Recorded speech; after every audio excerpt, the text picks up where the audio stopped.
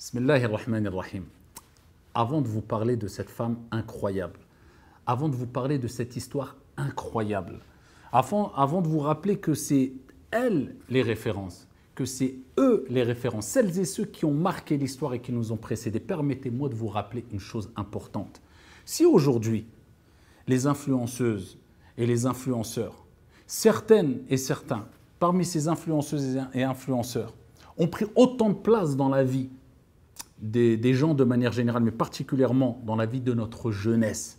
Si ces gens qui souvent appellent à la paresse, à abandonner les études, qui vendent du rêve à tout le monde, qui appellent quelquefois à la débauche, et si ces gens-là sont autant suivis, vous savez c'est pourquoi?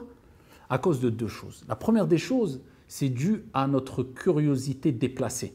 Quand quelqu'un a une curiosité déplacée, il veut tout savoir sur tout le monde. Et donc ça marche. C'est pour ça qu'on voit de plus en plus d'influenceurs et influenceuses qui marchent simplement en déballant leur vie privée, alors qu'il n'y a rien dans le fond, c'est du vide. Et voilà, pourquoi ça marche? Parce qu'il y a des gens qui aiment regarder, il y a des gens qui ont une curiosité déplacée. Et la deuxième des choses, c'est parce qu'on est en manque de références positives, parce qu'il y a un vide. L'être humain a besoin d'avoir des références. Et quand tu ne combles pas ce vide-là, par des références positives de celles et ceux qui vont mettre la barre haute, qui vont te pousser, qui ont mis la barre haute, qui vont te pousser à l'excellence, tu vas prendre comme référence des, je ne citerai pas de nom, mais des gens qui vendent du rêve et qui te montrent leur vie privée, quand tu les suis alors qu'ils font leurs courses et qu'ils sont en train de manger ou qu'ils sont en train de changer les couches de leur enfant, et tu es tout contente et excitée. Malheureusement, j'utilise des mots crus et je ne généralise pas, mais c'est qu'il y a un vide. Il y a un vide dans nos vies. Il y a un manque de bonnes références. C'est pour cela qu'il faut être curieux, mais avoir une curiosité positive qui nous pousse à chercher des références de personnes, de femmes et hommes qui ont marqué l'histoire et ô combien sont-ils nombreux et nombreuses. Et parmi eux, cette femme, Sulaym al-Rumaysa. Ça ne fait pas du bien d'entendre ces histoires-là. Ce n'est pas mieux de se pencher vers ces gens qui vont nous influencer vers le bien plutôt que vers des personnes qui vont te vendre du rêve et qui seront oubliées aussi vite qu'ils ont été connus. Je dis souvent que ceux-là sont à l'image de stories ou de leurs stories qui ne durent pas plus de 24 heures. Prends comme référence celles et ceux qui ont marqué l'histoire. Prends comme référence celles et ceux qui ont reçu al-Bushra, la bonne nouvelle du paradis par le prophète Mohammed alayhi salatu wassalam. Et même dans les choses mondaines, même des gens qui, à la rigueur, ne sont pas musulmans, mais qui ont fait des choses positives et qui te poussent à exceller dans les sciences et autres, prends-les comme référence. Mais ne prends pas n'importe qui, ou des gens qui vont te pousser vers le bas. Parmi les gens qui ont marqué l'histoire et qui doivent être nos priorités dans nos références, c'est Sulaym, radiyallahu anha wa arda. Sulaym, cette femme dont le prophète alayhi salatu wassalam a dit: je suis rentré au paradis. J'ai entendu du bruit. C'était Ar-Rumaysa, Sulaym. Ya Rab, qu'a-t-elle fait pour gagner le paradis et avoir cette bonne annonce venant de la bouche du prophète Mohammed alayhi afdalus salati wa taslim? Cette femme-là, pieuse, vertueuse, qui a eu comme enfant, vous le savez sûrement, Anas ibn Malik. Regardez le souci qu'elle a eu pour cet enfant. Et regardez l'amour qu'elle a eu envers le prophète alayhi salatu wa salam. Elle a dit au prophète alayhi salatu wa salam: je laisse à ta proximité, proche de toi, mon fils Anas ibn Malik, un enfant qui a reçu la proximité, l'éducation du prophète sallallahu alayhi wa sallam, un prophète et un envoyé. Et Anas ibn Malik, vous savez ce qu'il a dit? Il a dit: j'ai été au service du prophète, proche du prophète pendant plus de 10 ans, et wallah, il ne m'a jamais réprimandé en me disant pourquoi tu as fait ceci et cela. Alayhi afdalus salati wa taslim. Anas ibn Malik, fils de Sulaym, et on va arriver à l'histoire incroyable de Sulaym al-Rumaysa. Anas ibn Malik qui a reçu l'invocation du prophète sallallahu alayhi wa sallam. Le prophète a invoqué pour lui la baraka, la bénédiction. Résultat, Anas ibn Malik a vécu à peu près 100 ans. Résultat, Anas ibn Malik a eu d'énormes biens. Résultat, Anas ibn Malik n'est pas mort avant d'avoir vu 100 enfants et petits-enfants. Lors de son vivant, Allahu Akbar, l'invocation du prophète sallallahu alayhi wa sallam pour un enfant pieux qui avait des parents pieux, qui avait une mère pieuse. Et Sulaym, c'était une femme qui n'était pas musulmane dans les premiers temps, après la venue de l'islam. Elle était non musulmane et elle était mariée avec un non-musulman, un non-croyant, quelqu'un qui ne croyait pas. Il est décédé. Et elle était connue pour être une femme très belle, une femme très intelligente, une femme très courageuse, une femme perspicace, une femme clairvoyante, d'énormes qualités, radiyallahu anha wa ardaha, avant même sa conversion à l'islam.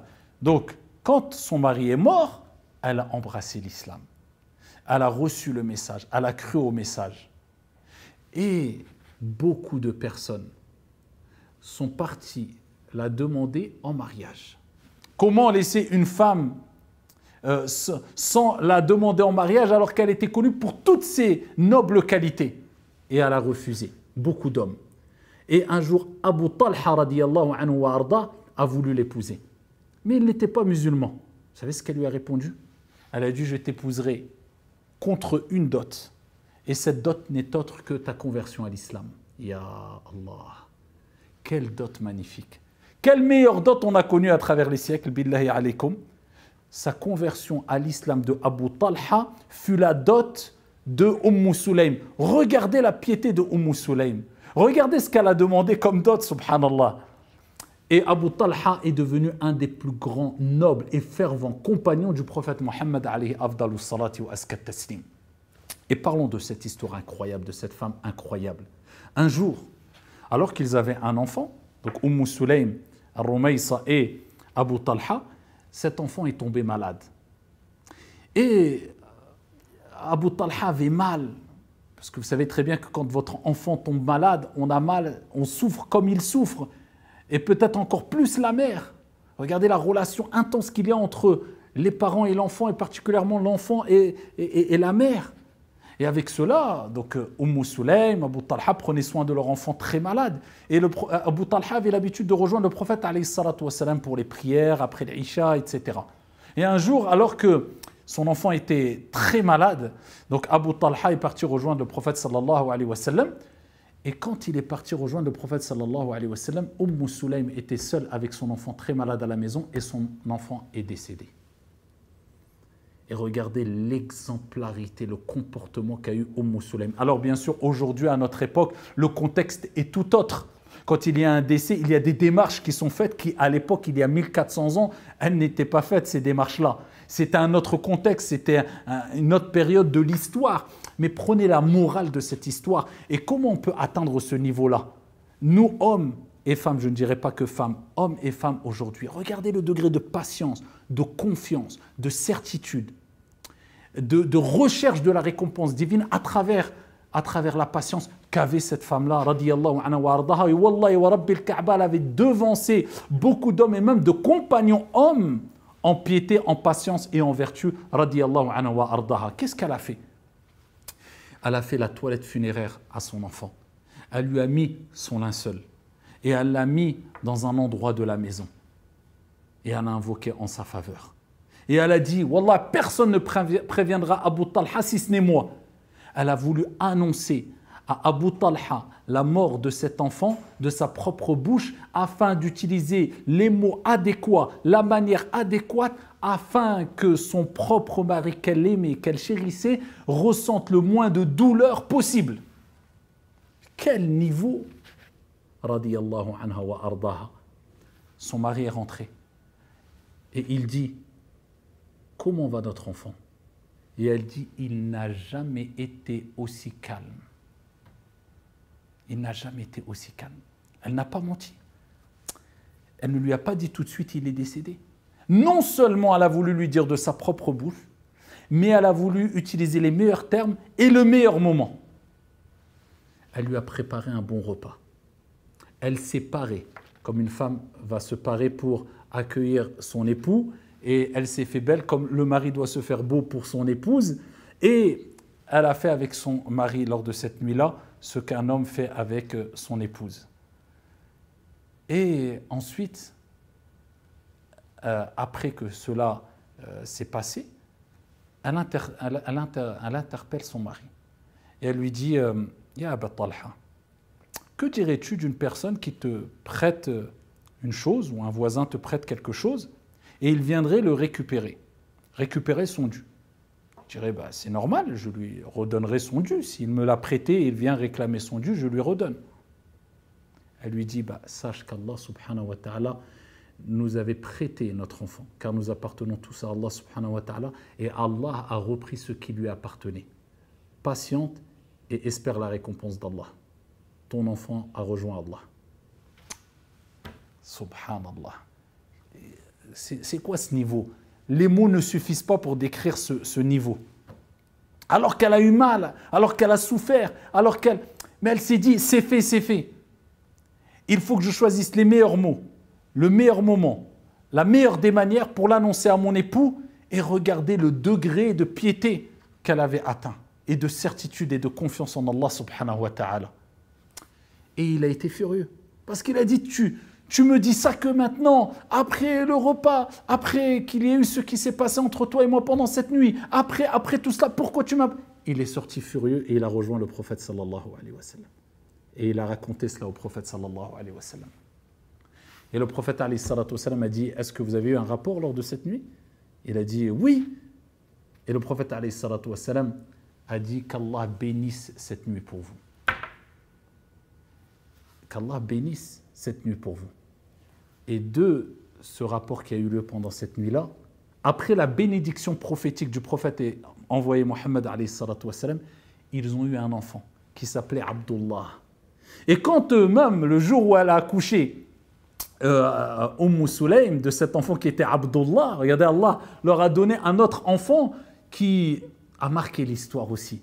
Quand elle a accouché, eh bien, elle a dit, je ne l'allaiterai que lorsque vous l'apporterez au prophète alayhi salatu wa salam. Pourquoi? Pour faire le technique. Ce qui relève de la sunna, c'est de prendre, bien sûr, il faut savoir le faire, de prendre un morceau de date, de le mâchouiller et de frotter un peu le palais de l'enfant avec, et il y a beaucoup de profit, de bénéfices pour l'enfant d'ailleurs, et elle a voulu que la salive prophétique du prophète Mohammed alayhi salatu wa salam se mélange à la salive de son enfant en premier lieu. Et le prophète alayhi salatu wa salam, ils lui ont apporté cet enfant-là. Il a dit, elle a accouché. Et ils ont dit, oui, c'est Ar-Rumayh, ça c'est Sulaym. Il a dit, apportez-le-moi. Il a pris une date, il a mélangé à sa salive, il a frotté délicatement son palais, et il voyait l'enfant qui n'arrêtait pas d'aspirer, de sucer. Et il dit, alayhi salatu wa salam, en plaisantant et en souriant, il dit, ala tarawna ne voyez-vous pas l'amour des Ansar pour les dates en parlant du bébé? Et il a invoqué en sa faveur. Et il a rapporté que Abdullah a eu 9 enfants qui ont tous appris le Coran par cœur et il fut parmi les illustres hommes qui ont marqué l'histoire et il est mort martyr radiyallahu anhu wa arda.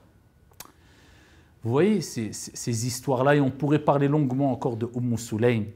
Et on pourrait parler comme cela de toutes ces femmes qui ont marqué l'histoire et ô combien elles sont nombreuses et des hommes qui ont marqué l'histoire.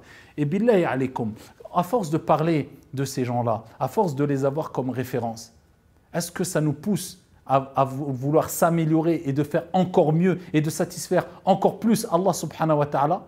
Est-ce que ça nous rappelle que celles et ceux qui ont vraiment marqué l'histoire, on continuera à les évoquer alors qu'ils n'avaient aucun réseau social à leur époque, puisque Allah subhanahu wa ta'ala a fait que leur comportement et leurs histoires et leurs paroles traversent l'histoire et gagnent les cœurs. Ça ne nous pousse pas à avoir cela comme référence et faire du bien pour qu'on laisse des traces positives derrière. Et ça ne nous pousse pas à délaisser celles et ceux qui vont être oubliés plus vite qu'ils n'ont été connus, tout simplement parce que leur célébrité et leur popularité n'est basée que sur du vent ou des choses mauvaises ou la débauche ou la perversité. Est-ce qu'il n'est pas venu le temps d'avoir des bonnes références pour hommes, pour femmes, pour nous, pour nos sociétés, pour nos enfants?